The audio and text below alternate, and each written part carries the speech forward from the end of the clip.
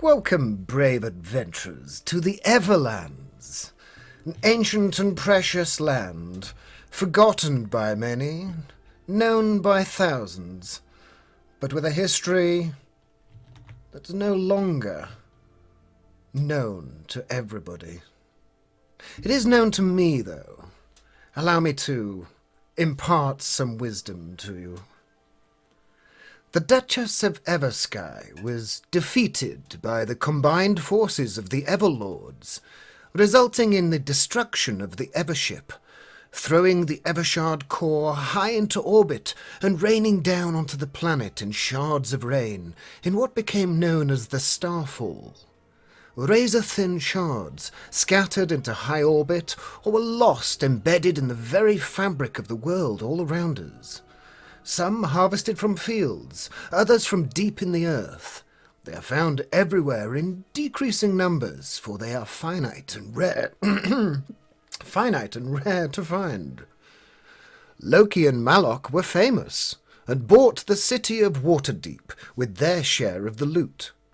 The Pana-Rosie Interplanetary Expressway was established, and trade between the two realms accelerated. With the added boon of the Rexatron device, anyone could teleport anywhere, so long as it had a House Civis data node. Somebody somewhere was making a lot of shiny out of this invention, and the worlds had never had it so good. But rewind a bit. Just before the Duchess was taken out by the Loki eye patch scam, somebody was with her. Somebody had always been with her. Always guiding as any good mentor does, carefully measuring doses, allotting ingredients, nipping errant buds, and stray fronds, a dash of salt, spice, and all things nice, the one that got away. On a sentient, battle-hardened, up-armoured tracked tea-trolley and cake stand. By the time the smoke had cleared and the list was being taken for who was accountable, she was very far away. Now, hundreds of years later, the world continues. There have been 800 years of peace, brought about by the creation of the Wardens, an elite team of law enforcers, intelligence agents, merged together from all the armies, navies, and intel groups across the world into one united force, equipped with game-changing equipment. However, every few years, bits of the Evership fall back to Earth. Most recent was 800 years ago when an asteroid called the Heart of the Star fell into Mercy Bay, shattering the bridge connecting the two realms beyond repair and severing the Pana-Rosie Interplanetary Expressway to Eberron.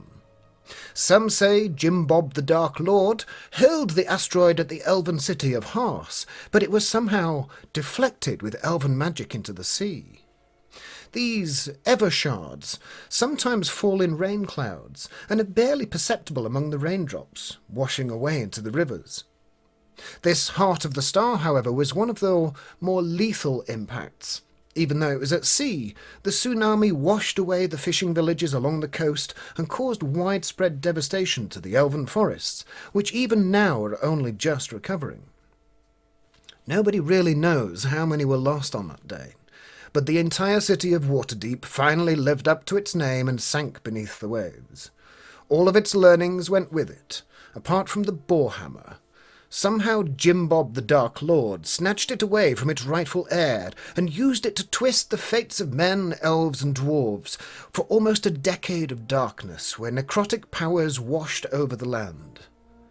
King Everett I of Everwind came to power, and he spent most of his life uniting the realms against Jim Bob the Dark Lord and wrestling away the boar from the borehammer, resulting in Jim Bob the Dark Lord being defeated.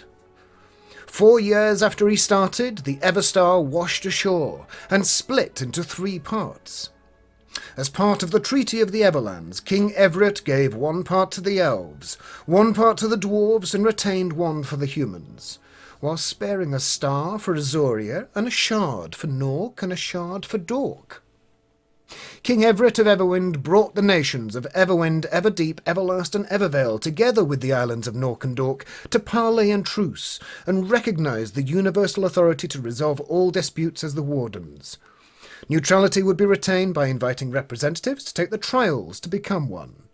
They have many names through the Everlands: Feds, Coppers, Snotfaces, Blues and Twosies, Daman, but their official title are the Wardens of the Everlands. This peacekeeping, diplomatic, law-enforcing intelligence organisation were the highest court on the planet. No king, emperor, bishop or warlord could overrule them. Children everywhere knew of the Wardens and how they upheld everyone's right to live in peace.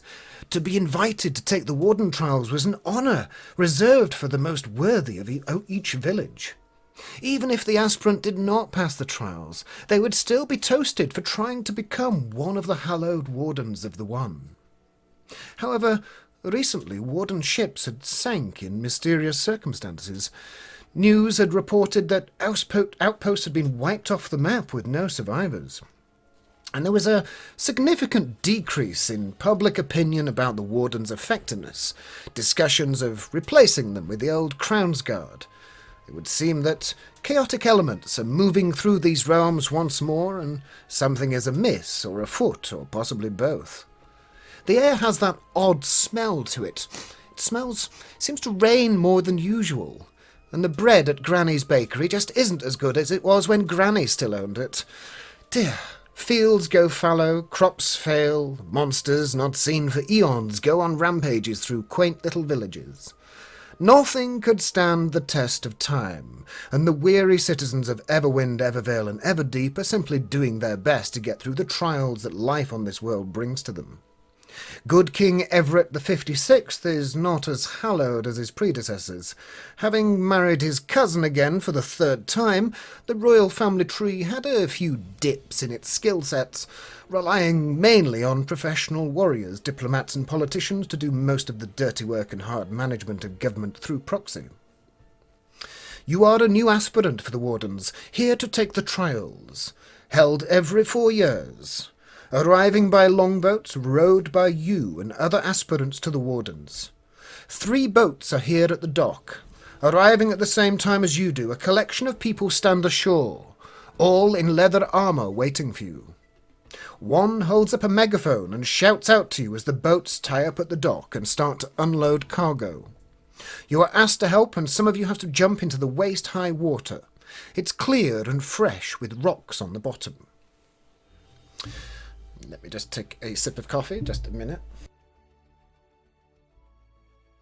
World freezes.